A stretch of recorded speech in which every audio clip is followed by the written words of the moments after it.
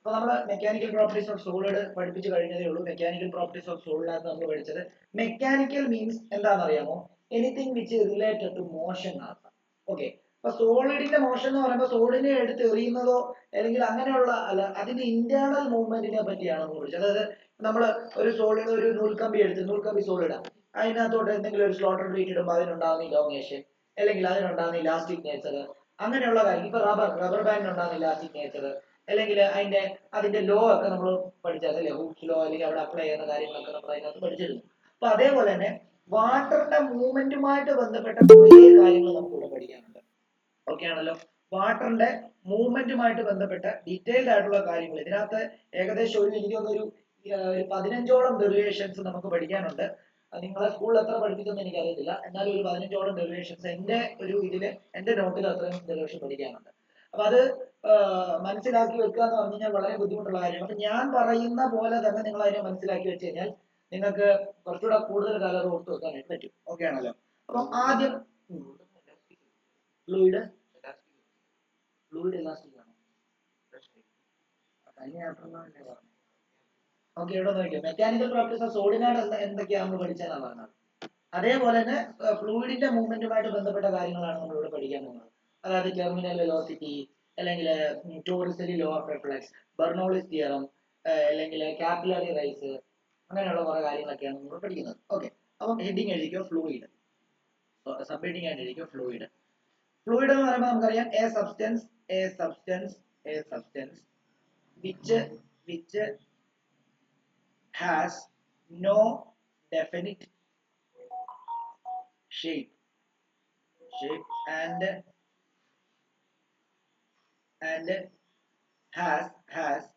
the ability to flow. അതായത് substance which has no definite shape and has ability to flow, അത് ഒഴുകാനും അതേപോലെ തന്നെ ഷേപ്പ്ലെസ്സുമായിട്ടുള്ള ഒരു സബ്സ്റ്റൻസ് ആണ് ഫ്ലൂയിഡ്. വെള്ളം മാത്രമാണോ ഫ്ലൂയിഡ്, അല്ലെങ്കിൽ ലിക്വിഡ് അവസ്ഥ മാത്രമാണോ ഫ്ലൂയിഡ്? അല്ല, ഗ്യാസിനെയും ഫ്ലൂയിഡ് എന്നാണ്. കാരണം ഗ്യാസിനും ഷേപ്പും ഇല്ല, ഒഴുകാനും കഴിവുണ്ട്, അല്ലേ? അപ്പൊ എക്സാമ്പിൾ എന്ന് എഴുതിയിട്ട് നിങ്ങൾ വേണമെങ്കിൽ എഴുതാം, ലിക്വിഡും ഉണ്ട് അതേപോലെ തന്നെ ഗ്യാസും ഉണ്ട്. നിങ്ങൾ മനസ്സിലാക്കിക്കോണം, ലിക്വിഡിന്റെ കാര്യം മാത്രമല്ല ഈ ചാപ്റ്റർ പഠിക്കുന്നത്, ഗ്യാസിന്റെ കാര്യം നമ്മൾ പഠിക്കുന്നുണ്ട്. ഓക്കെ ആണല്ലോ. ഓക്കെ, ഇനി രണ്ടാമത് എഴുതേണ്ട ഒരു സംഭവം നോക്കാം, ത്രസ്റ്റ് ആണ്. ത്രസ്റ്റ് എന്താണ്? ത്രസ്റ്റ് സിമ്പിൾ ആയിട്ട് പറഞ്ഞുതരാം. ഒരു സർഫസിൽ നിങ്ങൾ എക്സർട്ട് ചെയ്യുന്ന നോർമൽ ഫോഴ്സിനെയാണ് ത്രസ്റ്റ് എന്ന് പറയുന്നത്. ബെസ്റ്റ് എക്സാമ്പിൾ പറയാം, നിങ്ങളുടെ സ്കൂളിലെ നോട്ടീസ് ബോർഡിൽ സ്പോഞ്ച് അല്ലെങ്കിൽ പേപ്പർ ഇങ്ങനെ മറ്റേ പിൻ ചെയ്യുന്ന നോട്ടീസ് ബോർഡ് ആണെങ്കിൽ നിങ്ങൾ ആ പിന്നിനെ കുത്തി വെക്കുന്നത് എങ്ങനെ ആയിരിക്കും? ആ പിന്നിന്റെ ഇതിൽ നോർമൽ ആയിട്ട് പെർപെൻഡിക്കുലർ ആയിട്ടായിരിക്കും നിങ്ങൾ ഫോഴ്സ് കൊടുക്കുന്നത്, അല്ലേ? അതായത് ഇങ്ങനെ ഒരു ചെറിയ പിന്നായിരിക്കും അതിനുള്ളത്. അപ്പൊ നിങ്ങളുടെ തള്ളവിരൽ എങ്ങനെയായിരിക്കും? നിങ്ങളുടെ തള്ളവിരലാണെങ്കിൽ കണ്ടോ, ഇങ്ങനെയായിരിക്കും നിങ്ങൾ ഫോഴ്സ് കൊടുക്കുന്നത്, ശരിയല്ലേ? അല്ലെ? ഈ നോർമൽ ഫോഴ്സ്, നോർമൽ ഡയറക്ഷനിൽ ഒരു ഫോഴ്സ് കൊടുക്കുകയാണെങ്കിൽ അതിനെ സ്പെസിഫിക്കലി പറയുന്നത് ത്രസ്റ്റ് എന്നാണ്. അപ്പൊ നിങ്ങൾ ചോദിക്കും, എന്നാ പിന്നെ അതിനെ ഫോഴ്സ് എന്ന് പറഞ്ഞാൽ പോലെയാണ്, അല്ലേ?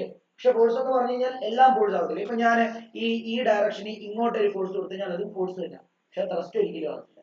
ത്രസ്റ്റ് ആവണമെന്നുണ്ടാവണമെങ്കിൽ എന്ത് ചെയ്യണം? നിങ്ങൾ നോർമൽ ആയിട്ട് ഒരു സർഫസിൽ ഫോഴ്സ് കൊടുത്തു കഴിഞ്ഞാൽ, നിങ്ങളൊരു മേശപ്പുറത്ത് ഇങ്ങനെ കൈ കുത്തി ഇങ്ങനെ നിൽക്കുക, അല്ല കൈ കുത്തി ഇങ്ങനെ നിൽക്കുക, അല്ലെങ്കിൽ നിങ്ങൾ തല കുത്തി കയ്യിൽ സ്റ്റാൻഡ് ചെയ്യുക, അപ്പൊ നിങ്ങൾ തറയിൽ നോർമൽ ഫോഴ്സ് ആവും. അല്ലെ നിങ്ങൾ നിൽക്കുമ്പോൾ നിങ്ങൾ തറയിൽ എന്താ കൊടുക്കുന്നത്? നോർമൽ ഫോഴ്സ് ആവും. അപ്പൊ ഇതെല്ലാം എന്താ? ത്രസ്റ്റ് എന്ന് നമുക്ക് പറയാനായിട്ട് സാധിക്കും. ഓക്കെ, എന്നാൽ ഫുട്ബോളിൽ നിങ്ങൾ തൊഴിക്കുക, ആ തൊഴിക്കുമ്പോൾ നോർമൽ ഫോഴ്സ് എന്ന് പറയാൻ പറ്റും? ഇല്ല. അപ്പൊ അത് ജസ്റ്റ് ഒരു ഫോഴ്സ് ആണെന്ന് പറയാനേ പറ്റത്തുള്ളൂ. മനസ്സിലായി? അപ്പം ത്രസ്റ്റ് സ്പെസിഫിക് ആയിട്ടുള്ള പഠിക്കാനായിട്ടുള്ള കാരണം ഇതാന്നുള്ള കാര്യം എഴുതുക. അപ്പൊ എഴുതിക്കോ, total normal force exerted by the fluid on the surface.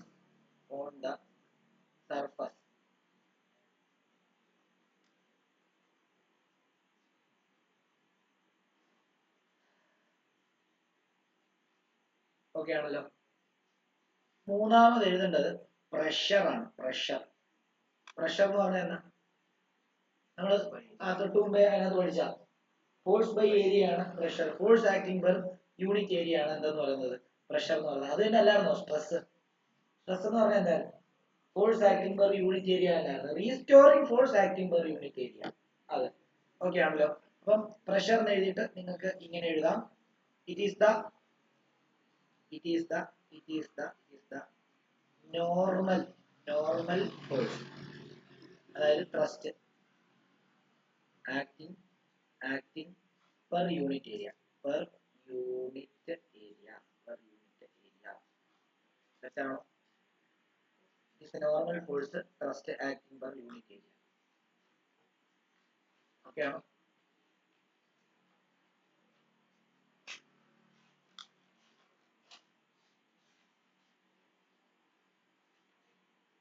അപ്പൊ നമുക്ക് ഇങ്ങനെ എഴുതാം, pressure is equal to thrust by area എന്നോ, അതിനെ കുറച്ചുകൂടെ നോർമൽ കൺസെപ്റ്റിലേക്ക് വരുമ്പോൾ ഫോഴ്സ് ബൈ ഏരിയ എന്ന് നമുക്ക് പറയാം. നമുക്കറിയാവുന്ന pressure force by area. Okay ആണല്ലോ? അതിന്റെ യൂണിറ്റിനെ നമുക്ക് വേണമെങ്കിൽ ന്യൂട്ടൺ പെർ മീറ്റർ സ്ക്വയർ എന്ന് എഴുതാം. ശരിയല്ലേ? ന്യൂട്ടൺ പെർ മീറ്റർ സ്ക്വയർ എന്ന് എഴുതാം. ശരിയല്ലേ? ഈ ന്യൂട്ടൺ പെർ മീറ്റർ സ്ക്വയറിന് വേറൊരു പേരുണ്ടെന്ന് നമ്മൾ പറഞ്ഞായിരുന്നു. ഫ്ലൂയിഡ് ആണെങ്കിൽ അതിനെ പാസ്കൽ എന്ന് പറയുന്നത് നമ്മൾ കഴിഞ്ഞ ചാപ്റ്ററിലെ പറഞ്ഞതാണ് അല്ലേ? അപ്പം ഇതിനെ നമുക്ക് n per m square എന്ന് എഴുതാം, n per m square എന്ന് എഴുതാം, ഓർ പാസ്കൽ എന്നും എഴുതാം. ഫ്ലൂയിഡിന് പ്രഷർ അളക്കുന്നത് പാസ്കൽ മാത്രമല്ല, വേറെ അറ്റ്മോസ്ഫിയർ ഉണ്ട്, അതേപോലെ തന്നെ എന്താണ് ടോറിസിലി എന്ന് പറയുന്ന യൂണിറ്റ് ഉണ്ട്, അതേപോലെ തന്നെ ബാർ ഉണ്ട്, 1 bar പ്രഷർ, 2 bar പ്രഷർ. അപ്പം അതൊക്കെ അങ്ങനെയുള്ള കുറെ കാര്യങ്ങളുണ്ട്. ഇനി പ്രഷറിന്റെ ഡയമെൻഷൻ നമ്മൾ പറഞ്ഞതാണ്. പ്രഷറിന്റെ ഡയമെൻഷൻ എന്തായിരിക്കും? പ്രഷറിന്റെ ഡയമെൻഷൻ എന്താ? നിങ്ങൾ പഠിച്ചായിരിക്കും. കാരണം ഫോഴ്സ് ബൈ യൂണിറ്റ് ഏരിയ എന്ന് പറയുമ്പോഴത്തേക്കും ഫോഴ്സിന്റെ ഡയമെൻഷൻ എന്താ? ml(T)⁻². ഡിവൈഡ് ബൈ ഏരിയയുടെ എന്താ? L². അപ്പൊ എന്താ വരും? ml(T)⁻² ഡിവൈഡ് ബൈ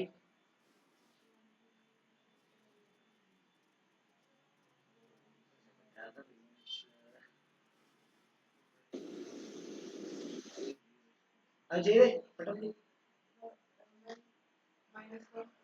ml(T)⁻² ആണോ? കാരണം എന്താ? ഇവിടെ പ്രഷറിന്റെ ഡയമെൻഷൻ എന്ന് പറയുമ്പോൾ ഫോഴ്സിന്റെ ഡയമെൻഷൻ ഡിവൈഡ് ബൈ ഏരിയയുടെ ഡയമെൻഷൻ. ഫോഴ്സിന്റെ ഡയമെൻഷൻ ml(T)⁻² ഡിവൈഡ് ബൈ ഏരിയയുടെ ഡയമെൻഷൻ L² ആണോ? അതാണെങ്കിൽ ഇത് മുകളിലോട്ട് വരുമ്പോൾ എന്ത് സംഭവിക്കും? ഇത് മുകളിലോട്ട് വരുമ്പോഴത്തേക്കും ml(1−2) എന്ന് വരുന്നു, T⁻²എന്ന് വരുന്നു. അപ്പൊ നമുക്ക് അതിനെ എന്താ എഴുതാം? ml(1) T⁻². സ്ട്രെസ്സിന്റെ ഡയമെൻഷൻ ഇത് തന്നെ, ശരിയല്ലേ? സ്ട്രെസ്സിന്റെ ഡയമെൻഷൻ സെയിം തന്നെ, ml(1) T⁻².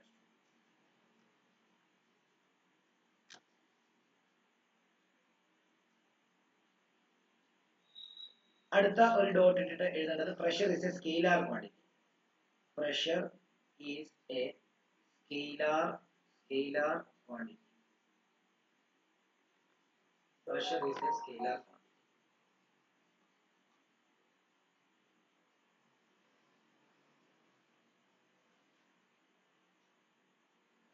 എന്താ pressure is a scalar quantity? അന്ന് നമുക്കറിയാം. സ്കെയിലാർ ക്വാണ്ടിറ്റി എന്ന് പറയുന്നത് എന്താ? ഡയറക്ഷൻ ഇല്ല, മാഗ്നിറ്റ്യൂഡ് മാത്രമേ ഉള്ളൂ. പ്രഷറിന് എന്താ? ഡയറക്ഷൻ ഇല്ല, അളവ് മാത്രമേ ഉള്ളൂ എന്നുണ്ടെങ്കിൽ അത് സ്കെയിലാർ ക്വാണ്ടിറ്റി ആണ്. ഇത്രയും എഴുതിയില്ല എന്നുണ്ടെങ്കിൽ ഒന്ന് എഴുതിക്ക്, ഒരു 2 മിനിറ്റ് ഹോൾഡ് അടിക്കാം. എഴുതാനുള്ളവര് എഴുതണം പെട്ടെന്ന്.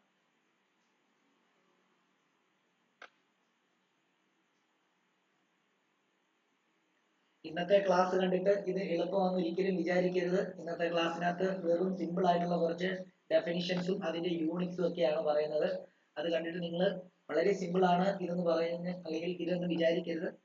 നിങ്ങൾക്ക് ഫിസിക്സ് പഠിക്കാനുള്ളതിൽ ഏറ്റവും കണ്ടന്റ് കൂടിയ ചാപ്റ്ററും ഏറ്റവും ഡെറിവേഷൻ കൂടിയ ചാപ്റ്ററും ഇതാണ്. പഠിക്കാൻ പാടാണോ എന്ന് ചോദിച്ചു കഴിഞ്ഞാൽ പഠിക്കാൻ പാടൊന്നും ഇല്ലാതെ നിങ്ങൾ അത് എടുക്കുന്ന പോലെയൊക്കെ ഇരിക്കും കേട്ടോ. ഇതിനെക്കാളും പാടുള്ള ചാപ്റ്റർ ഉണ്ട്, ഇനി വരുന്നുണ്ട്. ഇതിനെക്കാളും പാടുള്ള ചാപ്റ്ററുകൾ വരുന്നുണ്ട്. അപ്പം നോക്കിക്കോളൂ. അടുത്തത് പറയുന്നത്, അടുത്തൊരു ഡോട്ട് ഇട്ടിട്ട് അതർ യൂണിറ്റ്സ് ഓഫ് പ്രഷർ എന്ന് കൊടുക്കുക. അതർ യൂണിറ്റ്, പ്രഷറിന്റെ other units of pressure. Other units of പ്രഷറിൽ ഒന്ന് 1 atm ആണ്. 1 atm അറ്റ്മോസ്ഫിയറിക് പ്രഷറിനെയാണ് അങ്ങനെ പറയുന്നത്. 1 atm അറ്റ്മോസ്ഫിയറിക് പ്രഷർ. അതായത് അറ്റ്മോസ്ഫിയർ എന്ന് പറയുന്നത് അറിയോ? എയർ ഒരു സർഫസിൽ എക്സേർട്ട് ചെയ്യുന്ന പ്രഷർ. ഇപ്പൊ ഒരു ഉദാഹരണം പറയുകയാണെങ്കിൽ ഞാൻ ഇങ്ങനെ നിൽക്കുക, എന്റെ സറൗണ്ടിങ്ങിലെ അറ്റ്മോസ്ഫിയറിലുള്ള അല്ലെങ്കിൽ ഈ എയർ എന്റെ മുഖത്തൊക്കെ വന്ന് എന്ത് ചെയ്യുന്നുണ്ട്, തട്ടുന്നുണ്ട്. എന്റെ തലയിലും എന്റെ കയ്യിലും എന്റെ കാലിലും എന്റെ എന്താണ് കഴുത്തിലും ഹൃദയത്തിലും ഒക്കെ എന്ത് ചെയ്യുന്നുണ്ട്, ഹൃദയം മീൻസ് ചെസ്റ്റിലും ഒക്കെ എന്ത് ചെയ്യുന്നുണ്ട്, വന്ന് തട്ടുന്നുണ്ട്. അപ്പൊ അത് നമ്മുടെ ശരീരത്തെ എക്സേർട്ട് ചെയ്യുന്ന അല്ലെങ്കിൽ ഏതെങ്കിലും ഒരു സർഫസിൽ എക്സേർട്ട് ചെയ്യുന്ന പ്രഷറിനെയാണ് അറ്റ്മോസ്ഫിയറിക് പ്രഷർ എന്ന് പറയാം, അല്ലെങ്കിൽ ATM എന്ന് പറയാം. ഒരു സർഫസിൽ ആ സർഫസിന് ചുറ്റിനുമുള്ള അറ്റ്മോസ്ഫിയറിക് എയർ എക്സേർട്ട് ചെയ്യുന്ന പ്രഷറാണ് 180. ഓക്കെ ആണല്ലോ? ഓക്കെ. അപ്പൊ അത് എഴുതാം, ഒരു ഹൈഫൻ ഇട്ടിട്ട് it is the pressure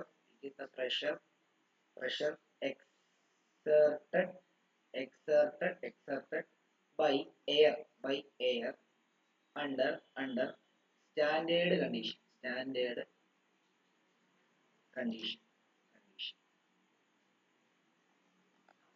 It is the pressure exerted by air under standard condition.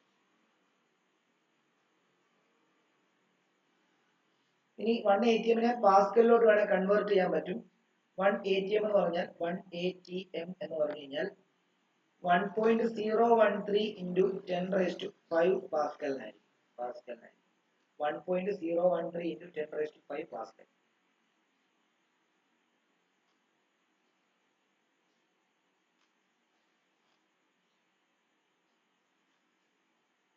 ഈ കൺവേർഷൻ പഠിച്ചേക്കണേ, ഒരു മാർക്കിനൊക്കെ ചിലപ്പോൾ ചോദിക്കും.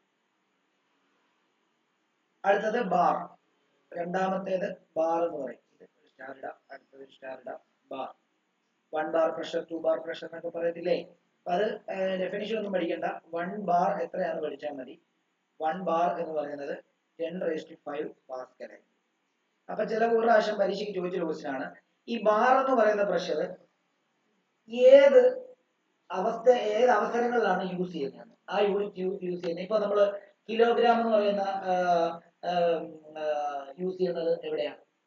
നമ്മൾ കടയിൽ പച്ചക്കറി മേടിക്കുമ്പോൾ അല്ലെങ്കിൽ അങ്ങനെയുള്ള അവസരങ്ങളിലാണ് അല്ലേ. എന്നാൽ പവൻ യൂസ് ചെയ്യുന്നത് പവൻ എന്ന് പറയുമ്പോൾ 1 പവൻ എന്ന് പറയുമ്പോൾ 8 ഗ്രാം അല്ലേ. അപ്പൊ അത് വെയിറ്റ് ആണ്. അപ്പൊ വേണമെങ്കിൽ നമുക്ക് ഇങ്ങനെ പറഞ്ഞാൽ പോരായിരുന്നു, 8 ഗ്രാം എന്നുള്ളതിന് 0.008 ഗ്രാം സ്വർണ്ണം ഇങ്ങെടുത്ത്, കിലോഗ്രാം സ്വർണ്ണം ഇങ്ങെടുത്ത് പറഞ്ഞാൽ പോരായിരുന്നു. സ്വർണ്ണക്കടയിൽ ചെന്നിട്ട് അങ്ങനെയാണോ പറയുന്നത്? അല്ല, സ്വർണ്ണക്കടയിൽ ചെന്നിട്ട് മെനു പറയാ, ചേട്ടാ എനിക്ക് ഒരു 0.008 ഗ്രാമിന്റെ ഒരു സ്വർണ്ണമാല തരാമോ എന്ന് ചോദിച്ചു കഴിഞ്ഞാൽ അവര് എന്ന് പറയും. ശരിയല്ലേ? അല്ലെ? 0.00 കിലോഗ്രാം, അല്ലെ ഗ്രാം അല്ല, 0.008 കിലോഗ്രാം. അപ്പൊ 0.008 കിലോഗ്രാം എന്ന് പറയുന്ന അർത്ഥം എന്താ? 8 ഗ്രാം എന്നർത്ഥം. 8 ഗ്രാം എന്ന് പറയുന്ന അർത്ഥം എന്തുവാ? 1 പവൻ എന്നർത്ഥം. അത് അങ്ങനെ ഓരോ അവസ്ഥകളിൽ യൂസ് ചെയ്യുന്നത് അങ്ങനെയാണ്. മനസ്സിലായോ? ഓരോ ഇതിന്റെ മില്ലിഗ്രാം യൂസ് ചെയ്യുന്നത് വളരെ മാസ് കുറഞ്ഞ ആൾക്കാരെ അളക്കുന്നത് മില്ലിഗ്രാമിലാണ്. സ്വർണ്ണം എന്ന് പറയുമ്പോൾ കിലോ കണക്കിനൊന്നും ഇല്ലല്ലോ. നീ 1 കിലോ സ്വർണ്ണം മേടിക്കൂ. 1 കിലോ സ്വർണ്ണം എന്ന് പറയുമ്പോഴത്തേക്ക് എത്ര? 1 കിലോ സ്വർണ്ണം എന്ന് പറയുമ്പോൾ എത്ര ഗ്രാമാണ്? 1000 ഗ്രാം. 1000 ഗ്രാം എന്ന് പറയുമ്പോൾ എത്ര പവൻ ഉണ്ടാവും? 1000 ഗ്രാം ഡിവൈഡ് ബൈ 8 എത്ര കൂട്ടി നോക്കി? 125, 100 കൂട്ടിക്കോ. 100 കൂട്ടുമ്പോ 8 ഗ്രാം വെച്ച് 800 ആവുന്നുള്ളൂ. വീണ്ടും ഒരു 125 പവൻ. 125 പവനാ. 1 പവൻ ഇപ്പൊ 1 ലക്ഷം രൂപയാ. 125 പവൻ എത്ര ആവും? അത്ര പൈസ ഉണ്ടോ അവന്റെ? അങ്ങനെ നമുക്ക് മേടിക്കാം. അപ്പൊ അതുകൊണ്ട് എന്തുകൊണ്ടാണ് അത് യൂസ് ചെയ്യുന്നത് മനസ്സിലായില്ലേ? അവിടെ പോയിട്ട് നമ്മൾ എന്തായാലും 1 കിലോ സ്വർണ്ണം ഒന്നും പോയി എടുക്കാൻ പോകുന്നില്ല. നമ്മൾ പോയിട്ട് ചിലപ്പോൾ പറയും ഒരു 5 പവൻ അല്ലെങ്കിൽ ഒരു 10 പവൻ സ്വർണ്ണം ഒക്കെ ആയിരിക്കും എടുക്കുന്നത്. 125 പവൻ സ്വർണ്ണം എടുക്കുന്ന ആൾക്കാരുണ്ട്, പക്ഷെ അതുപോലുള്ള ആൾക്കാരാണ്. അപ്പൊ ഇപ്പൊ പവൻ എന്തുകൊണ്ടാ പറയുന്നത്, അല്ലെ 8 ഗ്രാം എന്തുകൊണ്ടാ പറയുന്നത് മനസ്സിലായോ? ഏതാ ഗ്രാമിലാണ് അവിടെ പറയുന്നത്. അതിൽ എഴുതിയിരിക്കുന്നത് 0.33 ഗ്രാം അല്ലെങ്കിൽ 37 ഗ്രാം എന്ന സ്വർണ്ണത്തിൽ എഴുതിയിരിക്കുന്നത്. ഗ്രാമിൽ എഴുതുന്നത്, ഗ്രാമിലെ കൺവേർഷൻ, അതായത് വില പറയുന്നത് പവന്. 1 പവൻ ഇത്ര രൂപ. ഇപ്പൊ തന്നെ 1 ലക്ഷം ടച്ച് ചെയ്യാൻ പോവാ. ഏകദേശം ഒരു 90,000 ആയി. ഒരു മാസം കൂടെ കഴിയുമ്പോഴത്തേക്ക് 1 ലാഖ് ആവും. 1 പവൻ 8 ഗ്രാം സ്വർണ്ണത്തിന്. മനസ്സിലായോ? അപ്പം ഇത് യൂസ് ചെയ്യുന്നത് മെട്രോളജിയിലാണ്. മെട്രോളജിക്കൽ ഡിപ്പാർട്ട്മെന്റ് ഉണ്ട്. മെട്രോളജി ചില യൂണിറ്റ്സ് മെഡിസിൻ ഉണ്ടാകുന്ന അവിടെ ചില പ്രഷറിന്റെ യൂണിറ്റ്സ് അവിടെ യൂസ് ചെയ്യും. നമുക്ക് നോക്കാം. അപ്പൊ ഒരു പ്രാവശ്യം ഇത് ചോദിച്ചിട്ടുണ്ട്. ഇത് ബാർ ഉപയോഗിക്കുന്നത് ഏത് ഇതിലാണ്, അതുകൊണ്ട് മാത്രം അവിടെ തന്നിരിക്കുകയാണ്, അല്ലാതെ വേറെ വലിയ ഡീറ്റെയിൽ ആയിട്ടൊന്നും പഠിക്കണ്ട. അതേപോലെ തന്നെ വേറൊരു യൂണിറ്റ് ആണ് ടോർ എന്ന് പറയും. പ്രഷറിന്റെ വേറൊരു യൂണിറ്റ് ആണ് ടോർ. 1 ടോർ. 1 ടോർ എന്ന് പറയുമ്പോൾ എത്രയാണെന്ന് അറിയാമോ? 133 പാസ്കൽ. ആ കൺവേർഷൻസ് എല്ലാം ഒന്ന് പഠിക്കണം, അതൊക്കെ പരീക്ഷയ്ക്ക് ചോദിച്ചിട്ടുണ്ട്.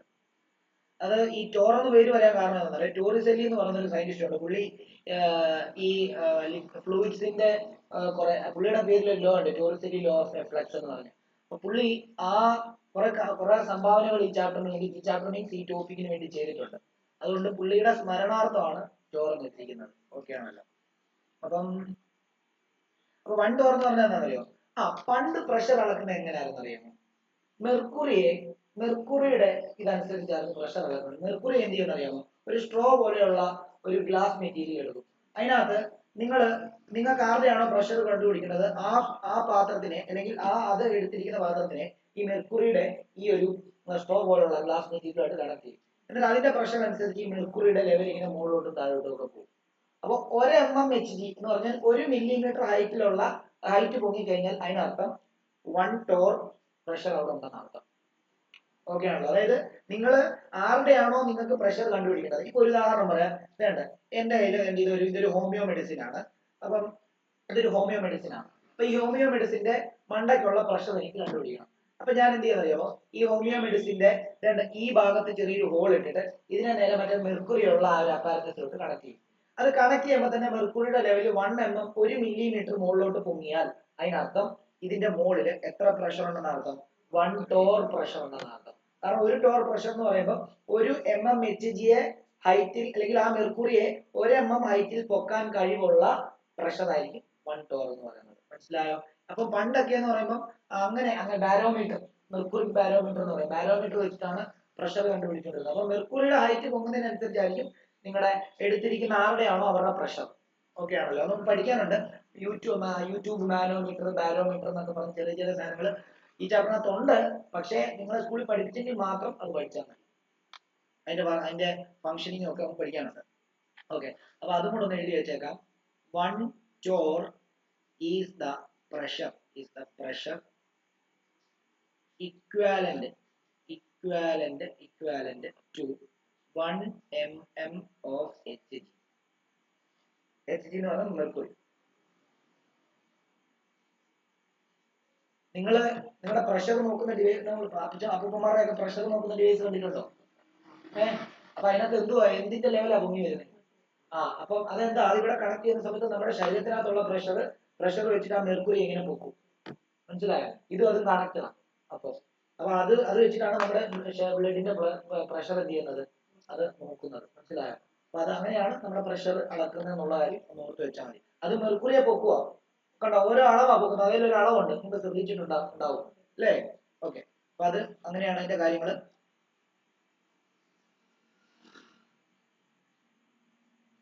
അടുത്തത് കുറച്ച് ഈ പറഞ്ഞ പോലെ തന്നെ ചെറിയ ചെറിയ ടേംസ് ആണ്. ഈ ഫ്ലൂയിഡ് എന്ന് പറഞ്ഞ ടോപ്പിക്കുമായിട്ട് ബന്ധപ്പെട്ട ചെറിയ ചെറിയ ടേംസ് ആണ്.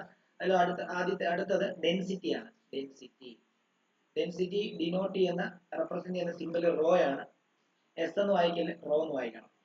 റോ എന്ന് പറയുന്നത് ഡെൻസിറ്റി എന്ന് പറയുന്നത്, ഡെൻസിറ്റി നമുക്ക് കൊച്ചു ക്ലാസ്സിൽ പഠിച്ചാണ്. മാസ് ബൈ വോളിയത്തിനെയാണ് നമ്മൾ എന്തെന്ന് പറയുന്നത്, ഡെൻസിറ്റി എന്ന് പറയുന്നത്. അപ്പൊ അതിന്റെ യൂണിറ്റ് എന്തായിരിക്കും? കിലോഗ്രാം ബൈ മീറ്റർ ക്യൂബ് ആയിരിക്കും. ശരിയല്ലേ? Kilogram metre cube. വേണമെങ്കിൽ നിങ്ങൾക്ക് കിലോഗ്രാം മീറ്റർ റേസ് ടു -3 എന്ന് വേണമെങ്കിൽ എഴുതാം. ഈ മീറ്ററിനെ മുകളിൽ കൊണ്ടുപോയാൽ ആണോ? അതിന്റെ ഡയമെൻഷൻ ഓഫ് റോ എന്ന് പറയുന്നത് ml റേസ് ടു -3 എന്നുള്ള കാര്യം കൂടെ എഴുതി വെച്ചേക്കണം. അതിന്റെ പ്രത്യേകത, അതൊരു സ്കെയിലാർ ക്വാണ്ടിറ്റി ആണ്. അതേപോലെ തന്നെ ഡെൻസിറ്റി ഓഫ് വാട്ടറും ഒന്ന് കാണാൻ പഠിച്ചു വെച്ചേക്കണം. ഡെൻസിറ്റി ഓഫ് വാട്ടർ എന്ന് പറയുന്നത് is 1000 kilogram per metre cube ആണ്.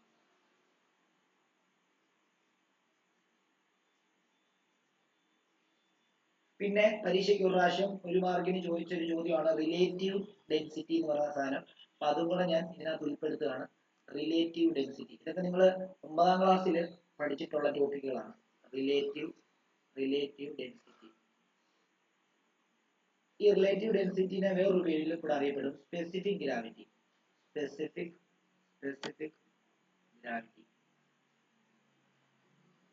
റിലേറ്റീവ് ഡെൻസിറ്റി എന്ന് പറഞ്ഞാൽ ഒന്നുമില്ല, എല്ലാ സബ്സ്റ്റൻസിന്റെ ഡെൻസിറ്റിയെയും വെള്ളത്തിന്റെ ഡെൻസിറ്റിയുമായിട്ട് റിലേറ്റ് ചെയ്ത് പറയുന്നതിനെയാണ് റിലേറ്റീവ് ഡെൻസിറ്റി എന്ന് പറയുന്നത്.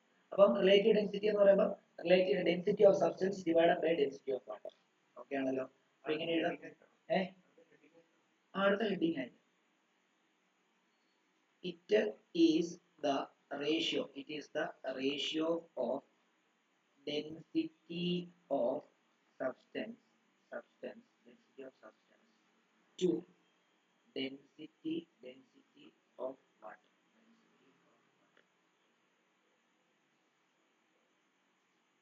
at 4 degrees Celsius. അതോടെ എഴുതണം 4 degrees Celsius. ഈ 4 ഡിഗ്രി സെൽഷ്യസിന് താഴോട്ട് വന്നു കഴിഞ്ഞാൽ ഈ വെള്ളത്തിന് കുറെ സ്പെഷ്യാലിറ്റി ഉണ്ട്. അത് നമ്മൾ എവിടെ പഠിക്കുന്ന അറിയാമോ? തെർമൽ പ്രോപ്പർട്ടീസ് ഓഫ് മാറ്റർ എന്ന് പറഞ്ഞ ചാപ്റ്റർ പഠിക്കാനുണ്ട്. അവിടെ വാട്ടറിന്റെ നിങ്ങൾ ആലോചിച്ച് നോക്കിയാൽ മതി, ഐസ് കട്ട വെള്ളത്തിൽ പൊങ്ങിക്കിടക്കും.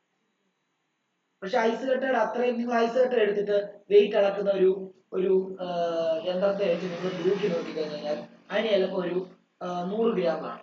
എന്നാൽ 100 ഗ്രാമുള്ള വേറെ ഏതെങ്കിലും ഒരു പാർട്ടികൾ എടുത്ത് വെള്ളത്തിൽ ഇട്ടാലോ മുങ്ങിപ്പോകും. അതെന്താ സംഭവം? അതൊക്കെ ഈ വാട്ടറിന് ഒരു അനോമലസ്. 4 ഡിഗ്രി സെൽഷ്യസിന് താഴെയും മുകളിലും വാട്ടറിന് 2 ഫീച്ചറുകളുണ്ട്, 2 സ്വഭാവമാണ്. അതിന്റെ ആ സ്വഭാവത്തിന്റെ കാരണമാണ് അങ്ങനെ സംഭവിക്കുന്നത്. നിങ്ങളൊന്ന് ചിന്തിച്ചു നോക്കിയാൽ മതി, ഐസ് കട്ട വെള്ളത്തിൽ പൊങ്ങി കിടക്കുവാണല്ലോ അല്ലെ? ഐസ് കട്ട വെള്ളത്തിൽ പൊങ്ങി കിടക്കില്ലല്ലോ, അത് മുങ്ങിപ്പോകും. മുങ്ങിപ്പോയാലും മുങ്ങി വരും, ശരിയല്ലേ? സർഫസിൽ കിടക്കും. പക്ഷെ ഐസ് കട്ടയുടെ അത്രയും തന്നെ ഭാരമുള്ള വേറെ ഏതെങ്കിലും ഒരു ഒബ്ജക്റ്റ് വെള്ളത്തിൽ ഇട്ടാലും മുങ്ങി, ശരിയല്ലേ? ആണോ? അതിന്റെ കാരണം എന്താ? അങ്ങനെയാണ് ഐസ് കട്ട മുങ്ങിപ്പോകണമല്ലോ. അപ്പൊ അത് കുറച്ച് വാട്ടറിന്റെ കുറച്ച് സ്പെഷ്യൽ നേച്ചർ അനുസരിച്ച്, അതുകൊണ്ടാണ് ഈ 4 ഡിഗ്രി സെൽഷ്യസ് സ്പെഷ്യൽ ആയിട്ട് എടുത്തു കൊടുത്തിരിക്കുന്നത്. അത് നമുക്ക് thermal properties of matter detail ആയിട്ട് പഠിക്കാനുണ്ട്, അവിടെ പഠിക്കാം. ഓക്കെ, ഇനി അടുത്തത് എഴുതേണ്ടത്, അടുത്ത നമ്മൾ ഈ ചാപ്റ്ററിന്റെ ഫസ്റ്റ് ഡെറിവേഷനിലേക്ക് കയറാൻ പോവാണ്. ഓക്കെ ആണല്ലോ? Variation of pressure with depth. Heading എഴുതിക്കോളൂ. വേരിയേഷൻ, ഇവിടെ ഒരു ഡെറിവേഷൻ ആണ്. Variation of pressure with depth. ഞാൻ എൻ്റെ ഒരു റിയൽ ലൈഫ് എക്സാമ്പിൾ നിങ്ങളോട് പറയാം. ഞാൻ ഒരു കഴിഞ്ഞ വർഷം തായ്ലൻഡിൽ പോയപ്പോൾ ഞാൻ സ്ക്യൂബ ഡൈവിംഗ് ചെയ്തു. സ്ക്യൂബ ഡൈവിംഗ് ചെയ്ത സമയത്ത് ഞാനിത് പഠിപ്പിക്കുന്ന ആളായതുകൊണ്ട് ഞാൻ അവിടെ ഒരു കാര്യം ചെക്ക് ചെയ്ത് നോക്കാൻ വേണ്ടി ഞാൻ താഴോട്ട് ചാടിയപ്പോൾ എൻ്റെ മറ്റേ ഓക്സിജൻ സിലിണ്ടറിൽ ഞാനൊരു കാലിക്കുപ്പി, പ്ലാസ്റ്റിക്കിന്റെ കുപ്പി തൂക്കിയിട്ടാണ് ഞാൻ ചാടിയിട്ട് ഞാൻ അതിന്റെ ഡെപ്തിലോട്ട് പോയ സമയത്ത് ഞാൻ ഈ പ്ലാസ്റ്റിക് കുപ്പി എടുത്ത് നോക്കി. പ്ലാസ്റ്റിക് കുപ്പി നമ്മൾ താഴെ ചവിട്ടുമ്പോൾ എങ്ങനെയാണോ ഇരിക്കുന്നത് അങ്ങനെ അതിനർത്ഥം ഉണ്ടോന്ന് അറിയാം? പ്രഷർ കുറവായതുകൊണ്ടാണ്. നല്ലതാണ്, നല്ല ബുദ്ധിയാണ്. അതായത് താഴോട്ട് പോകുമ്പോഴത്തേക്കും കുപ്പി ചളിഞ്ഞെങ്കിൽ അതിനർത്ഥം എന്തുവാ? പ്രഷർ കൂടി എന്നർത്ഥം. അപ്പൊ നിങ്ങൾ മനസ്സിലാക്കണം, താഴോട്ട് പോകുന്തോറും പ്രഷർ കൂടിക്കൂടി വരും. അത് നമ്മൾ എങ്ങനെ തെളിയിക്കണം? ഡെറിവേഷൻ ആയിട്ട് തെളിയിക്കണം. മനസ്സിലായോ? അതാണ് നമ്മുടെ ലക്ഷ്യം. അപ്പൊ നിങ്ങൾ മനസ്സിലാക്കണം, ലോജിക്കലി നിങ്ങൾ മനസ്സിലാക്കണം, നിങ്ങൾ വെള്ളത്തിനടിയിലോട്ട് പോകുന്ന സമയത്ത് പ്രഷർ കൂടും. നിങ്ങൾക്കറിയാവോ, ചെവിക്കല്ല് പൊട്ടി ചോര വരും ഒരു കടലിൽ ഒരു പർട്ടിക്കുലർ ഡിസ്റ്റൻസ് താഴോട്ട് പോയി കഴിഞ്ഞാൽ. അറിയാവോ? നമ്മൾ എപ്പോഴും ഇങ്ങനെ ഈ ചെവി കൂടെ എയർ വിട്ടോണ്ടിരിക്കണം വെള്ളത്തിനടിയിലോട്ട് പോകുമ്പോൾ. മനസ്സിലായോ? ഇതൊക്കെ സ്വിമ്മിങ്ങിന്റെ ഒരു ഇതാണ്. ഈ ഡൈവിങ് ചെയ്യാൻ പോകുന്ന സമയത്തൊക്കെ അവർ പറഞ്ഞു തരും. അതായത് സ്വിമ്മിംഗ് ക്ലാസ്സിന് മുമ്പ് പറയത്തില്ല. നമ്മൾ ഡൈവേഴ്സ് ഒക്കെ ആണെങ്കിൽ നമ്മൾ വെള്ളത്തിനടിയിലോട്ട് നമ്മൾ ഇങ്ങനെ ചാടുന്ന ഒളിമ്പിക്സിലൊക്കെ കണ്ടിട്ടില്ലേ, ഇങ്ങനെ ചാടി താഴോട്ട് ഡെപ്തിലോട്ട് പോകുന്നത്. അപ്പൊ അങ്ങനെയൊക്കെ താഴെ ഡെപ്തിലോട്ട് പോകുന്ന സമയത്ത്, അല്ലെങ്കിൽ ഈ പറഞ്ഞ പോലെ തന്നെ ഈ കടലിനടിയിലെ ഓരോ കാര്യങ്ങൾ പഠിക്കാനൊക്കെ പോകുന്ന ഡൈവേഴ്സ് ഒക്കെ ഉണ്ടല്ലോ, അവരൊക്കെ ഈ ഒരു ടെക്നിക്ക് ഉപയോഗിക്കും. കാരണം എന്താ വെച്ചാൽ താഴോട്ട് പോകുമ്പോഴത്തേക്കും നമ്മൾ ഇങ്ങനെ മൂക്കിൽ ഇങ്ങനെ പിടിച്ചിട്ട് എന്ത് ചെയ്യുന്നറിയോ, ഇങ്ങനെ എയർ ചെവി കൂടെ പുറത്തോട്ട് വിട്ടില്ലെങ്കിൽ എന്ത് സംഭവിക്കുന്നറിയോ? ഹൈ പ്രഷർ കയറി ചെവി മറ്റേ ഇയർ ഡ്രം പൊട്ടിച്ചിട്ട് ചെവി കൂടെ ചോരയൊക്കെ വരും. മനസ്സിലായോ? നിങ്ങൾ യൂട്യൂബിനകത്തോട്ട് ജസ്റ്റ് നോക്കിയാൽ മതി, എന്താണ് ഡൈവേഴ്സിന് ഏതെങ്കിലും ഒരു വീഡിയോ എടുത്തിട്ട് നോക്കിയാൽ താഴോട്ട് പോകുന്ന സമയത്ത് അവർ മൂക്കെ പിടിച്ച് ചെവിക്കകത്തോട് എയർ വിടുന്നതാണ്. മനസ്സിലായോ? ഓക്കെ, അപ്പൊ ഇതെല്ലാം കാരണം എന്താണെന്ന് ചോദിച്ചു കഴിഞ്ഞാൽ താഴോട്ട് പോകുമ്പോഴത്തേക്കും പ്രഷർ ഭയങ്കര കൂടുതലാണ്. ഡെപ്ത് കൂടുന്നതിനനുസരിച്ച് പ്രഷർ കൂടും എന്നുള്ളതാണ് നമുക്ക് തെളിയിക്കേണ്ടത്. ഓക്കെ ആണോ? തെറ്റാണോ?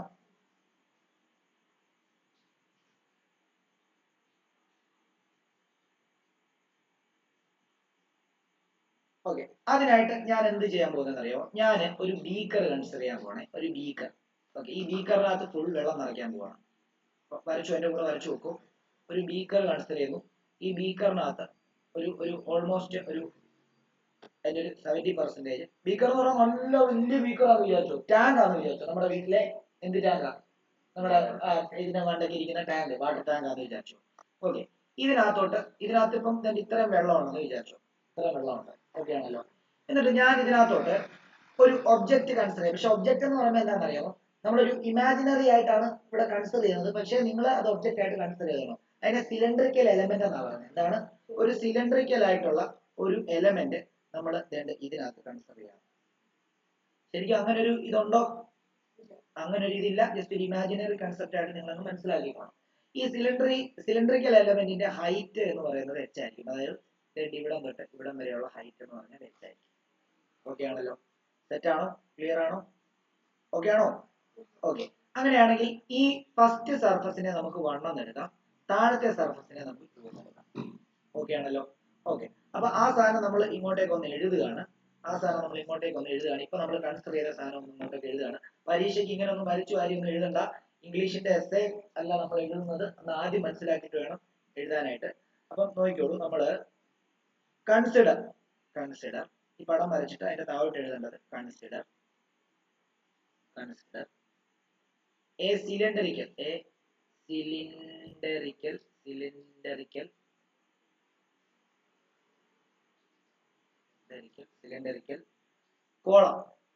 cylindrical column inside a stationary അത് കാര്യം പറയാൻ മറന്നുപോയി. നമ്മൾ സ്റ്റേഷനറി ഫ്ലൂയിഡിന്റെ പ്രഷർ ആണ് കണ്ടുപിടിക്കുന്നത്. താഴോട്ട് പോകുന്ന സമയത്ത് പ്രഷർ സംഭവിക്കും. നിശ്ചലമായിട്ട് കിടക്കുന്ന ടാങ്കിനകത്ത് വെള്ളം അങ്ങനെ കിടക്കുന്നത് അവരുടെ നിശ്ചലമായിട്ട് കിടക്കുക, അപ്പൊ സ്റ്റേഷനറി ഫ്ലൂയിഡ് ആണ്. Stationary fluid taken in a container. Let 1 and 2 be 2 points on the top and bottom surface of cylindrical column.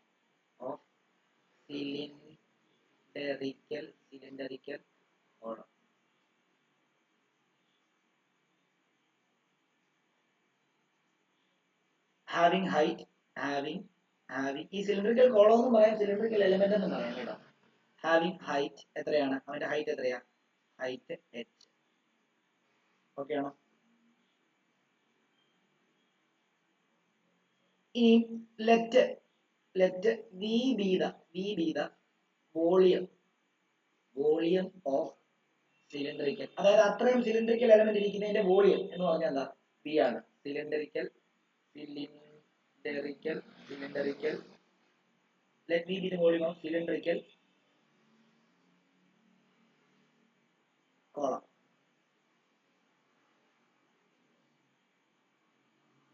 അപ്പൊ നമുക്കറിയാം വോളിയം എന്ന് പറഞ്ഞാൽ നമുക്ക് എന്താ? വോളിയം എന്ന് പറഞ്ഞാൽ അതിന്റെ ഇക്വേഷൻ എന്താ? ഏരിയ ഇൻറ്റു ഹൈറ്റ് എന്നൊരു ഇക്വേഷൻ ഉണ്ട്, ആണോ? വോളിയത്തിന് ഏരിയ ഇൻറ്റു ഹൈറ്റ് എന്ന് പറഞ്ഞ ഇക്വേഷൻ ഉണ്ട്. അപ്പൊ നമുക്ക് അതിനെ തന്നെ ഇങ്ങനെ എഴുതാം, a ഇൻറ്റു h എന്ന് എഴുതാം. Okay, v equal to a into h. ഇനി നമ്മൾ ഡെൻസിറ്റി കൺസിഡർ ചെയ്യാൻ പോവാണ്. Density rho be the density of liquid column.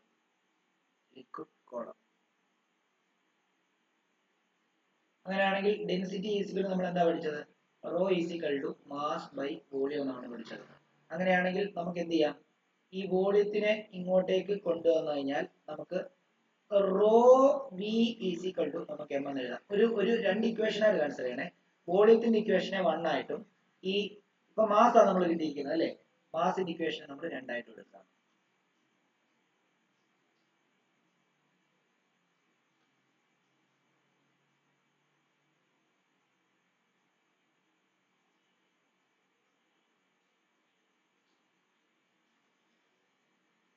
Okay ആണല്ലോ? ഇത്ര ഓക്കെ ആണല്ലോ? ചെറുതാക്കി കാണിക്കാം, നോക്കിയോ. ഇത്ര ഓക്കെ ആണല്ലോ? നമ്മൾ ആദ്യം എന്ത് ചെയ്തു?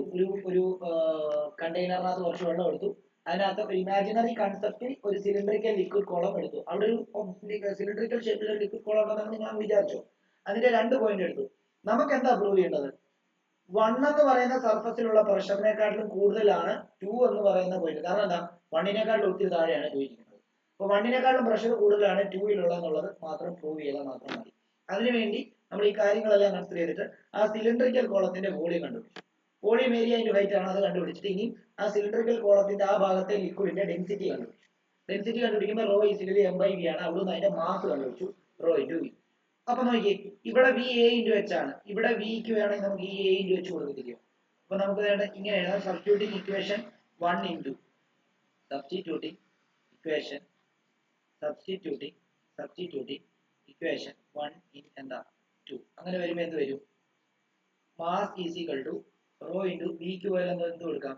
ഏരിയ ഇൻറ്റു ഹൈറ്റ് എന്ന് കൊടുക്കാം. ആണല്ലോ. അങ്ങനെയാണെങ്കിൽ നമുക്ക് ഇനി അറിയാവുന്നത്, നമ്മൾ മാസ് ഓഫ് ലിക്വിഡ് കോളം ആണ് കിട്ടിയിരിക്കുന്നത്. Wait of the liquid column കിട്ടിയോ?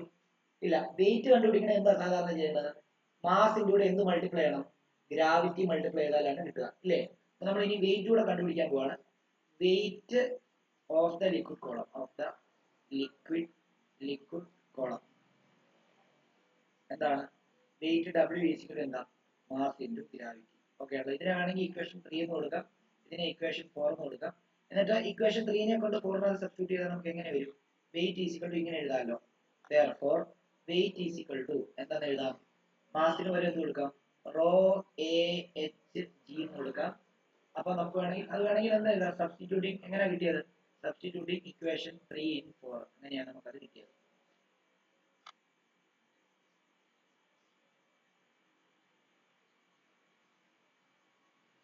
ഓക്കെ ആണല്ലോ.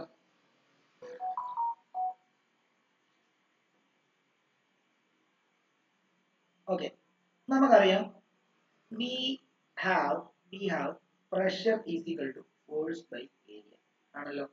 ഇവിടെ രണ്ട് സർഫസിലും പ്രഷർ ഉണ്ടാവത്തില്ലേ? അപ്പൊ നമുക്ക് വേണമെങ്കിൽ therefore P1 is equal നമുക്ക് എന്തെന്ന് എഴുതാം? F1 by A1 എന്ന് എഴുതാം. അതേപോലെ തന്നെ P2 is equal എന്തെന്ന് എഴുതാം? P2 is equal എന്തെന്ന് എഴുതാം? F2 by A2 എന്ന് എഴുതത്തില്ലേ? കാരണം എന്താ? മുകളിലത്തെ പ്രഷറും താഴത്തെ പ്രഷറും അതെന്തുകൊണ്ടാ? P1 and P2 are the pressure on top and bottom surface. Bottom surface. Okay ആണല്ലോ. അപ്പം ഇവിടുന്ന് വേണമെങ്കിൽ നമുക്ക് ഫോഴ്സ് F1 എന്ന് പറയുന്ന സാധനം കണ്ടുപിടിക്കാം. F1 എന്ന് പറയുന്നത് എന്താ? F1 ഈക്വൽ എന്താ? P1 into A1 ആണ്. ഇവിടെ നമുക്ക് F2 കണ്ടുപിടിക്കുന്നത് എങ്ങനെ കണ്ടുപിടിക്കാം? ഇതിങ്ങോട്ടും മൾട്ടിപ്ലൈ ചെയ്താൽ മതി. അപ്പൊ എന്താ? F2 ഈക്വൽ എന്താ? P2 into A2 ആണ്. ഓക്കെ ആണല്ലോ. ഇതിൽ ഏത് ഫോഴ്സ് ആണ് അപ്വേർഡ്, ഏത് ഫോഴ്സ് ആണ് ഡൗൺവേർഡ് എന്ന് പറയുന്നത്? നോക്കിക്കോ, ഇതിനകത്ത് ഈ പടത്തിനകത്ത് ഈ F1 എന്ന് പറയുമ്പോൾ ഇവിടെ ആക്ട് ചെയ്യുന്ന ഫോഴ്സ് ആണ്, ശരിയല്ലേ? F2 എന്ന് പറയുമ്പോൾ ഇവിടെ ആക്ട് ചെയ്യുന്ന ഫോഴ്സ്. നിങ്ങൾ ഒരു സാധനം താഴോട്ട് പോകുമ്പോഴത്തേക്കും നിങ്ങൾ വെള്ളത്തിലോട്ട് വീഴുന്തോറും നിങ്ങളെ മുകളിലോട്ട് എന്തെങ്കിലും താങ്ങി പിടിക്കുന്ന പോലെ ഒരു ഫീൽ ഉണ്ടാവും. ഓക്കെ, അതെന്തുകൊണ്ടാണെന്ന് ചോദിച്ചാൽ അത് ബയോൺ ഫോഴ്സ് എന്ന് പറയും. ബയോൺസി എന്ന് പറയും, അല്ലെ ബോയോൺസി എന്നൊക്കെ നിങ്ങൾ എങ്ങനെയാണോ പ്രൊനൗൺസ് ചെയ്തത് അങ്ങനെ പ്രൊനൗൺസ് ചെയ്തത്. അപ്പൊ ശരിക്കും പറഞ്ഞാൽ ഈ സർഫസിൽ ആക്ട് ചെയ്യുന്ന ഫോഴ്സ് മുകളിലോട്ടും, അതായത് F2 എന്ന് പറയുന്നത് മുകളിലോട്ടും, അതേപോലെ F1 എന്ന് പറഞ്ഞാൽ എങ്ങോട്ടുമായിരിക്കും? ഗ്രാവിറ്റി മൂലം നിങ്ങൾ എങ്ങോട്ടാണ് വരുന്നത്? താഴോട്ടാണ്, അല്ലേ? അപ്പൊ ശരിക്കും ഇങ്ങോട്ടേക്ക് ആക്ട് ചെയ്യുന്ന ഫോഴ്സ് F2ഉം ഇങ്ങോട്ടേക്ക് ആക്ട് ചെയ്യുന്ന ഫോഴ്സ് എന്താ? F1 ആയിരിക്കും. അപ്പം അത് നമുക്ക് വേണമെങ്കിൽ ഇവിടെയും കൂടെ മെൻഷൻ ചെയ്യാം. ഏരിയ ഒന്ന് അത് കുഴപ്പമില്ല, നമുക്ക് അവസാനം ആകുമ്പോഴത്തേക്ക് റെഡി ആവും, വിഷമിക്കണ്ട. നോക്കിയോ, ഡൗൺവേർഡ് ഫോഴ്സ് ആണ്. ഡൗൺവേർഡ് ഫോഴ്സ് ആണ്. F2 എന്ന് പറഞ്ഞു കഴിഞ്ഞാൽ അപ്വേർഡ് ഫോഴ്സ് എന്ന് കൂടെ മെൻഷൻ ചെയ്യാം. Upward force.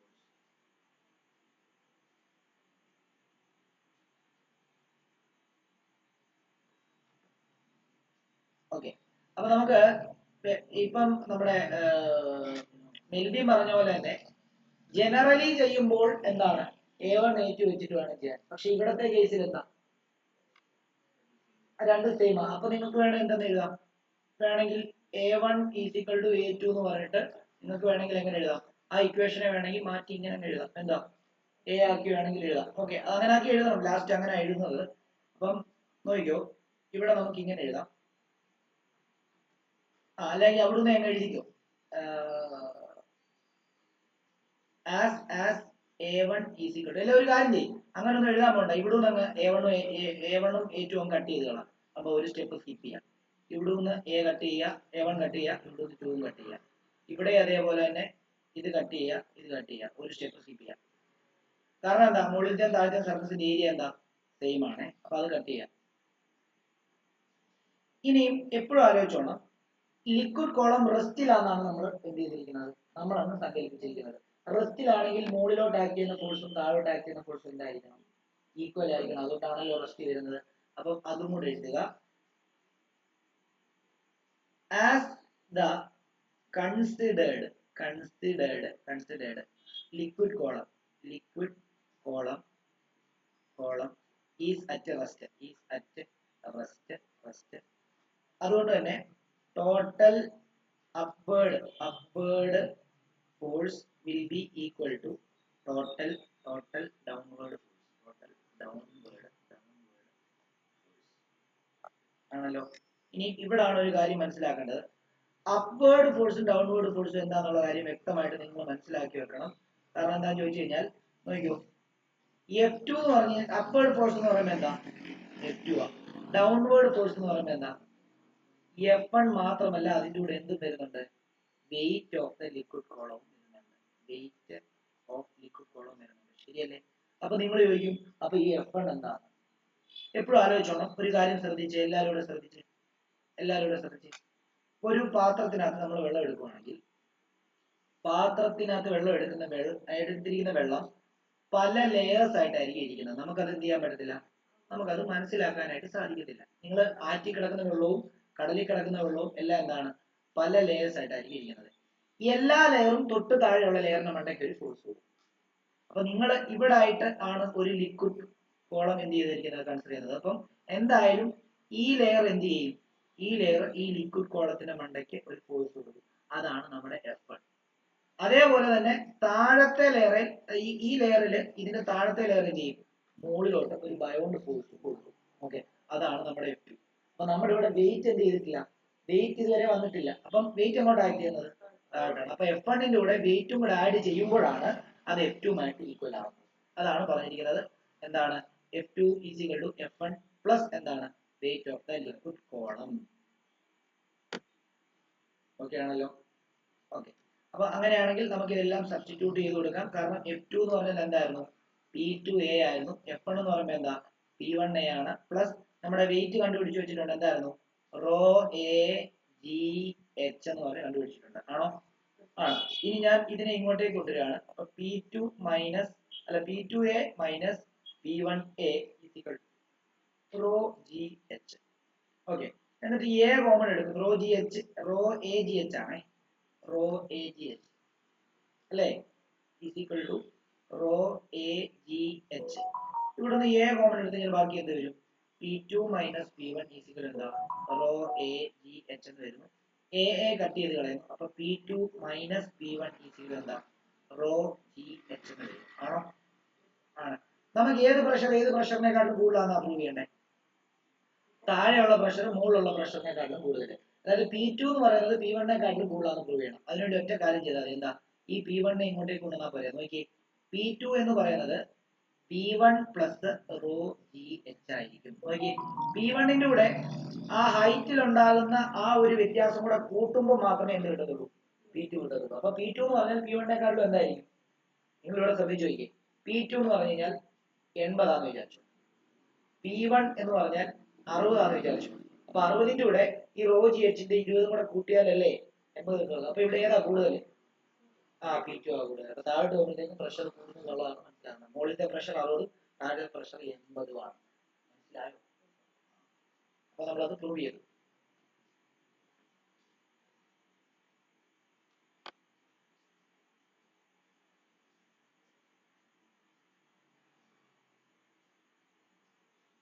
ഇനിയും ഇവിടെ ഒരു നമ്മൾ ആ ഫസ്റ്റ് കൺസിഡർ ചെയ്യുന്ന സർഫസ്, ഫസ്റ്റ് മറ്റേ ലിക്വിഡ് കോളത്തിന്റെ 1 എന്ന് പറയുന്ന സർഫസ് ഞാൻ അറ്റ്മോസ്ഫിയർ ഈ നമ്മൾ എടുത്തിരിക്കുന്ന ടാങ്കിന്റെ സർഫസ് കൊണ്ടുവച്ചാലോ, മറ്റേ താഴെ തന്നെ മറ്റേ സർഫസ് ഫ്ലോട്ട് ചെയ്യുന്ന പോലെ വെച്ചാലോ, അപ്പൊ P1 എന്താവും അറിയാമോ? അറ്റ്മോസ്ഫിയർ കൊടുക്കുന്ന പ്രഷർ ആയിട്ട് മാറും, P1 PA ആയിട്ട് മാറും. അപ്പം അതാണ് അടുത്ത കണ്ടീഷൻ. നിങ്ങൾ അതും കൂടെ എഴുതിക്കോ, അതും കൂടെ എഴുതി കഴിഞ്ഞാൽ ഇത് തീരും. അതായത് ഈ പോയിന്റ് P, ഈ point 1 is on the surface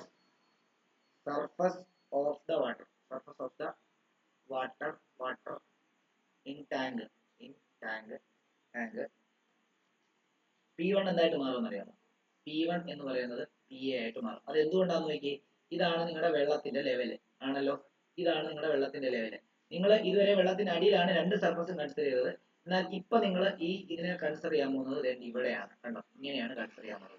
അപ്പം ഇവിടെ മുകളിലുള്ള വാട്ടർ ലെയർ ആണോ ഫോഴ്സ് കൊടുക്കുന്നത്? അല്ല, മുകളിൽ ഇപ്പൊ ഇവിടെ എന്താ? മുകളിൽ ഇവിടെ അറ്റ്മോസ്ഫിയർ ആണ്. അപ്പൊ അറ്റ്മോസ്ഫിയർ ആണ് ഇവിടെ പ്രഷർ കൊടുക്കുന്നത്, PA. അങ്ങനെയാണെങ്കിൽ നമ്മുടെ ഇക്വേഷൻ എന്താവും? Therefore നമ്മുടെ ഇക്വേഷൻ എന്താ? P2 is equal to P1 plus rho g h എന്നായിരുന്നു. എന്നാൽ അത് P2 is equal to എന്തായിട്ട് മാറി? PA plus rho g h ആയിട്ട് മാറി. ഇനി P1 വന്നുകൊണ്ടാണ് ഇത് P2 എന്ന് എടുത്തത്. അപ്പൊ ഇനിയിപ്പോ എന്തെന്ന് എടുക്കേണ്ട ആവശ്യമില്ല, P2 എന്ന് എടുക്കേണ്ട ആവശ്യമില്ല. P is equal to എന്തെന്ന് എടുക്കാം? PA plus rho g h എന്ന് എടുക്കാം. കണ്ടോ, ഇതായിരിക്കും. ഡൗട്ട് ഉണ്ടെങ്കിൽ ചോദിക്കണം. അപ്പൊ അത് വേണം ഇതും കൂടെ എഴുതിയോ. P1 നെ P ആയിട്ട് എടുത്തു, P2 നെ സിംപ്ലി P ആയിട്ട് എടുത്തു, അങ്ങനെയും കൂടെ എടുത്തു.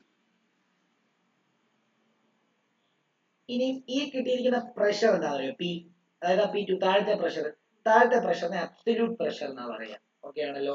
അതായത് ദിസ് പ്രഷർ എന്ന് പറയുന്നത് ഏതാ? P ഓർ എന്താ P2 എന്ന് പറയുന്നത് എന്താ? Is called absolute pressure.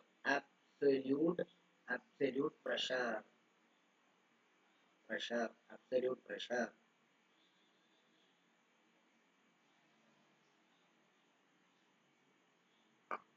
ഇനി ഇവിടത്തെ ഈ പ്രഷർ ഇങ്ങനെ വരുവാണെങ്കിൽ, അതായത് P minus PA is equal to rho g h ആണല്ലോ, അല്ലേ? അതായത് A നെ അപ്പുറത്തോട്ട് കഴിഞ്ഞാൽ P നെ അപ്പുറത്തോട്ട് ഇത് വന്നല്ലോ. ഈ പ്രഷറിനെ പറയുന്നത് ദിസ് പ്രഷർ ദിസ് പ്രഷർ എന്ന് പറയുന്നത് എന്താ? P minus PA is called gauge pressure.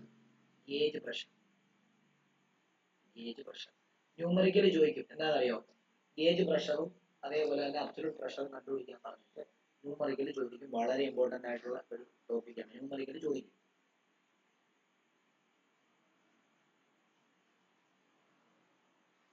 അപ്പൊ ഈ ചാപ്റ്ററിൽ നിന്ന് ഈ ഒരു ഡെറിവേഷനിൽ നിന്ന് നമുക്ക് രണ്ട് കാര്യം മനസ്സിലാക്കാം. എന്താണെന്നറിയോ? ഒരു ഡോട്ട് ഇട്ട് ഒരു കാര്യം എഴുതുക. Pressure increases with depth. അതേപോലെ തന്നെ pressure remains same on all points on same horizontal level. എന്ന് പറയാൻ അർത്ഥം എന്താ? ഒരേ സർഫസിൽ ഒരേ ഇപ്പം നിങ്ങൾ ഒരു വെള്ളം കൺസിഡർ ചെയ്യാണ്. ഇപ്പൊ ഉദാഹരണത്തിന് ഇങ്ങനെ വെള്ളം കൺസിഡർ ചെയ്യുന്നു. ഈ പോയിന്റ് എടുക്കുകയാണ്. ഈ പോയിന്റിലുള്ള പ്രഷർ തന്നെയായിരിക്കും ഈ പോയിന്റ്. അതേ പ്രഷറിനായിരിക്കും ഇത്, അതേ പ്രഷറിനായിരിക്കും ഇവിടെ, അതേ പ്രഷറിനായിരിക്കും ഇവിടെ. ഒരേ ലെവലിൽ എല്ലാ പോയിന്റിലും പ്രഷർ തന്നെയായിരിക്കും, സെയിം ആയിരിക്കും. എന്നാൽ ഇത് സ്റ്റേഷനറി വെള്ളത്തിന്റെയാണ് കേട്ടോ. നമ്മുടെ ആറ്റിലൊക്കെ എന്ന് പറഞ്ഞു കഴിഞ്ഞാൽ എന്താണ് സ്റ്റേഷനറിയുടെ കൺസെപ്റ്റ് അല്ല വരുന്നത്. അത് കുറച്ച് ടർബുലന്റ് ഫ്ലോ എന്ന് പറഞ്ഞൊക്കെ പഠിക്കാറുണ്ട്. ഓക്കെ, അപ്പൊ അതിന്റെ ഒക്കെ കൺസെപ്റ്റ് ആണ് വരുന്നത്. അപ്പൊ ഇത്രയും പഠിച്ചു വെച്ചിരിക്കും. ഇത് ശരിക്കും പറഞ്ഞാൽ ഒരു വൺ കംപ്ലീറ്റ് ഡെറിവേഷൻ ആണ്. ഇത് എഴുതുമ്പോൾ ഇത്രയും ഡീറ്റെയിൽ ആയിട്ടൊന്നും എഴുതണ്ട. എന്താന്ന് എഴുതിയാൽ മതി. രണ്ട് ഒരു 3 സ്റ്റെപ്പിൽ, 3-4 സ്റ്റെപ്പിൽ നമുക്ക് വേണമെങ്കിൽ തീർക്കാം. എന്താ ആ പടം അങ്ങോട്ട് വരയ്ക്കുക. പടം വരച്ചിട്ട് നമ്മൾ ആദ്യം എന്താ ചെയ്യാൻ പോകുന്നത്? ആദ്യം നമുക്കറിയാം വോളിയം കണ്ടുപിടിക്കുക. വോളിയം ഈസിക്കൽ എന്താ? Area into height. പിന്നെ ഡെൻസിറ്റി കണ്ടുപിടിക്കുക. എന്താ? Mass by volume. അവിടുന്ന് റോ ഇൻറ്റു വി ഈസിക്കൽ എന്താ? എം. ഇതുകൊണ്ട് ഇതിനകത്തോട്ട് കൊടുത്തു കഴിഞ്ഞാൽ rho into A into h is equal എന്താ? എം ആണല്ലോ. ഇനി നമ്മൾ എന്താ? നമുക്ക് വെയിറ്റ് കണ്ടുപിടിക്കണം. Weight is equal to mass into gravity. അപ്പൊ എന്താ? ഡബ്ല്യു ഈസിക്കൽ എന്താ? റോ എ എച്ച് ജി എന്ന് വരും. വെയിറ്റ് കഴിഞ്ഞു. ഇനി നമ്മൾ എന്താ ചെയ്യുന്നത്? നമുക്ക് P1 ആണ് അവിടെ മുകളിലത്തെ പ്രഷർ, P2 ആണ് രണ്ടാമത്തെ പ്രഷർ. നമുക്കറിയാം P1 is equal to F1 by A ആണ്, P2 is equal to F2 by A ആണ്. അങ്ങനെയാണെങ്കിൽ ഇവിടെ F1 is equal to P1 A എന്നും F2 is equal to P2 A എന്നും വരുന്നു. ഓക്കെ, ഇനി എന്താ ചെയ്തത്? ഇനിയും നമുക്കറിയാം സ്റ്റേബിൾ ഇക്വിലിബ്രിയത്തിലായിരിക്കുന്നത് കൊണ്ട് മുകളിലോട്ട് ആക്ട് ചെയ്യുന്ന ഫോഴ്സും താഴോട്ട് ആക്ട് ചെയ്യുന്ന ഫോഴ്സും ഈക്വൽ ആയിരിക്കും. താഴോട്ട് ആക്ട് ചെയ്യുന്ന ഫോഴ്സ് എന്ന് പറഞ്ഞു കഴിഞ്ഞാൽ മുകളിലോട്ട് ആക്ട് ചെയ്യുന്ന ഫോഴ്സ് എന്ന് പറയുമ്പോൾ F2, താഴോട്ട് ആക്ട് ചെയ്യുന്ന ഫോഴ്സ് എന്ന് പറയുമ്പോൾ എന്താ F1ന്റെ കൂടെ വെയിറ്റും കൂടെ കൂട്ടുന്നതാണ്. അപ്പൊ നമുക്കറിയാം F2 നമ്മൾ കണ്ടുപിടിച്ച് വെച്ചായിരുന്നു P1A ആണ്, അല്ല P2A ആണ്, F1 P1A ആണ് പ്ലസ് W എന്ന് പറയുമ്പോൾ എന്താ റോ എ എച്ച് ജി. എന്നിട്ട് വേണമെങ്കിൽ P2A minus P1A is equal to എന്തെന്ന് എഴുതാം, റോ എ എച്ച് ജി എന്ന് എഴുതാം. അപ്പൊ എന്താ എ കോമൺ എടുത്തു കഴിഞ്ഞാൽ എ പോകും, ബാക്കി എന്നത് വരും P2 minus P1 is equal എന്താ ഇവിടുത്തെയും കട്ട് ചെയ്ത് പോകും ഇല്ലേ, കോമൺ എടുത്തപ്പോൾ കട്ട് ചെയ്ത് പോകും, വേറെ എന്താ റോ ജി എച്ച് എന്ന് വരും. ഇത്രയല്ലേ ഉണ്ടായിരുന്നുള്ളൂ. നമ്മൾ ഇത്രയും പഠിച്ച ഡെറിവേഷൻ ആണ് 5 സ്റ്റെപ്പിൽ പോകുന്നത്. പക്ഷെ ഇത് എന്തുകൊണ്ടാണ് അത്രയും വന്നത്? നമ്മൾ let V be the volume, volume is equal to ഇത്, let rho be the density ഇത് സബ്സ്റ്റിറ്റ്യൂട്ട് ചെയ്തായിട്ട് എഴുതി, പിന്നെ weight of the fluid liquid column അതെ അങ്ങനെയൊക്കെ എഴുതി പോയത് കൊണ്ടാണ് നമുക്ക് ഇത്രയും വന്നത്. അല്ലെങ്കിൽ നമുക്ക് നിങ്ങൾ ഒന്നും ഓർക്കുന്നില്ലെങ്കിൽ നിങ്ങൾ എന്ത് ചെയ്താൽ മതി, രണ്ട് ഇത് മാത്രം പഠിച്ചു വെച്ചാലേ നിങ്ങൾക്ക് മാർക്ക്. ഇത്രയുള്ള ഈ ഡെറിവേഷൻ ഞാൻ ഈ പഠിപ്പിച്ച ഡെറിവേഷൻ എഴുതിയിരിക്കുന്നു, കഴിഞ്ഞു, പരിപാടി കഴിഞ്ഞു, ഇത്രേ ഉള്ളൂ. മനസ്സിലായോ? എന്തെങ്കിലും ഡൗട്ട് ഉണ്ടോ ചോദിക്കാം. എന്തെങ്കിലും ഡൗട്ട് ഉണ്ടെങ്കിൽ ചോദിക്കാം. ഞാനിത് ചെറുതാക്കി കാണിക്കാം.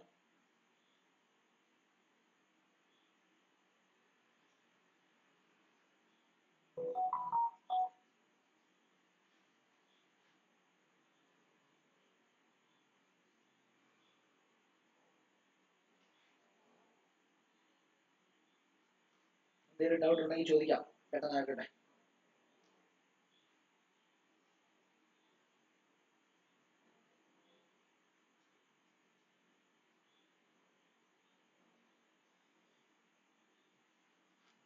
ഇല്ലാന്നുണ്ടെങ്കിൽ ചാപ്റ്റർ ഇവിടെ ഇന്നത്തെ ക്ലാസ് ഇവിടെ നിർത്താം.